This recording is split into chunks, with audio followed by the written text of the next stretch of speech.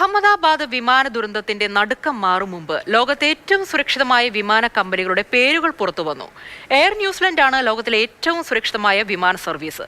ലോകത്തിലെ ഏറ്റവും സുരക്ഷിതമായ യാത്രാമാർഗം വിമാന സർവീസാണെന്നും ഈ റിപ്പോർട്ടിൽ പറയുന്നു.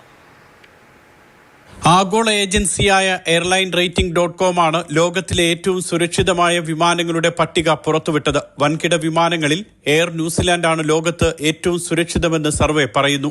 ഓസ്ട്രേലിയയുടെ ക്വാണ്ടാസ് ആണ് രണ്ടാം സ്ഥാനത്ത്. ബജറ്റ് എയർലൈനുകളിൽ ഹോങ്കോങ് എയർലൈനാണ് പട്ടികയിൽ മുന്നിലുള്ളത്. ദുബായിയുടെ എമിറേറ്റ്സ് എയർലൈനും ഖത്തറിന്റെ ഖത്തർ എയർവേസും വൻകിട വിമാനങ്ങളിൽ മൂന്നാം സ്ഥാനത്തുണ്ട്.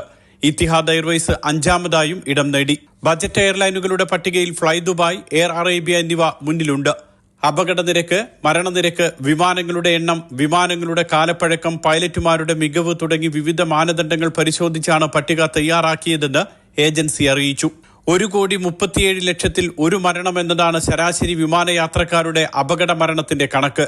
റോഡ് ഗതാഗതത്തിൽ ഇത് 12,00,000 ഒരു മരണമെന്നാണ്. അതുകൊണ്ട് തന്നെയാണ് ഏറ്റവും സുരക്ഷിതമായ യാത്രാമാർഗം വിമാനയാത്രയാണെന്ന് ഏജൻസി പറയുന്നത്. Mathrubhumi news, Dubai.